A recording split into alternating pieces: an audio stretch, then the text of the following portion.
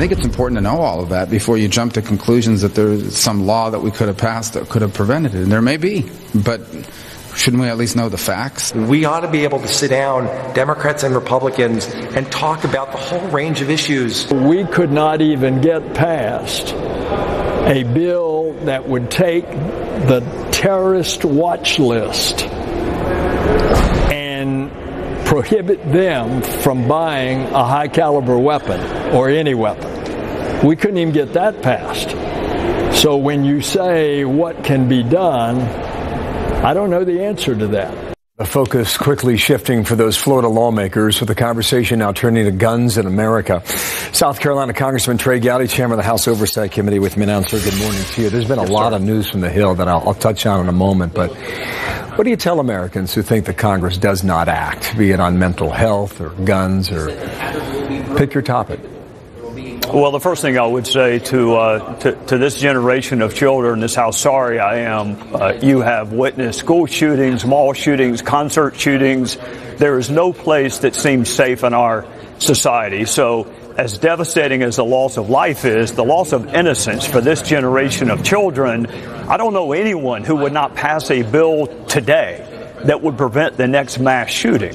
But to Senator Rubio's point, you got to find out how he accessed the gun. You got to find out whether or not there was a data point at some point in his background where someone could have reported it, whether or not he accessed the gun legally or illegally. Usually at about this time, Bill, we hear about the gun show loophole.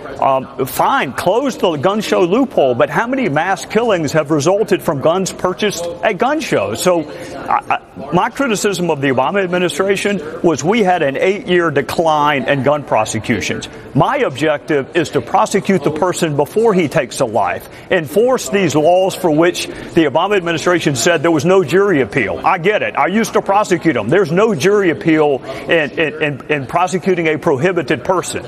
There is jury appeal in a murder case, but our goal should be to avoid the murder. So if you can show me a law that will prevent the next mass killing, go ahead and sign me up for it. And I think people listening at home would say, okay, sir, then once the facts emerge, the topic itself is forgotten and we move on to the next thing, or the next battle or debate, or, again, pick whatever topic you want to on the Hill.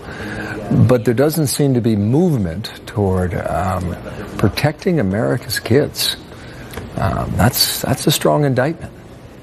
And I would respectfully say to them, I think there has been some movement in the last 12 months. We were very clear to Attorney General Sessions that we're disappointed that the gun prosecutions went down for 8 years. So before we begin to advocate for new laws, I think it is eminently fair to say, how are we doing enforcing the ones we currently have? There are long lists of prohibited people from possessing even a single bullet, Bill, much less an AR-15, a single bullet. Long list of prohibited people, including those who have been adjudicated mentally ill. How are we doing enforcing the current laws? Because if all we're going to do is pass another law that an attorney general and the U.S. attorneys are not going to enforce, I don't know how that makes people safer. No.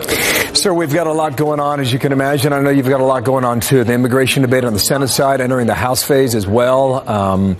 About 36 hours ago, you broke news that you're going to open up an investigation into Rob Porter and his access to the White House.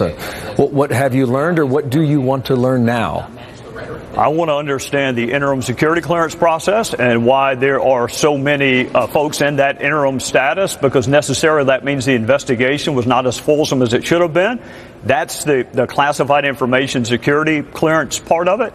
I also want to know, as a former domestic violence prosecutor, how in the world someone with credible allegations of domestic violence could be hired for any position in government, especially the White House, separate and apart from any security clearance issue. Apparently 2 others have since resigned from their positions within their connection to the executive branch. Have you been given assurance from the White House that they have done enough background checks sufficiently to make sure that there are no others who could find themselves in a similar situation?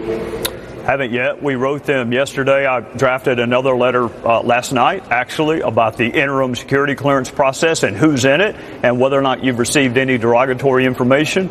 My first questions are going to be to the FBI because I want to fully know who knew what when and who did you communicate it with, and then we'll direct the inquiries to the White House. But I'm going to start with the FBI. Sir, thank you for your time. A couple of tender topics today, and I appreciate you coming back with us.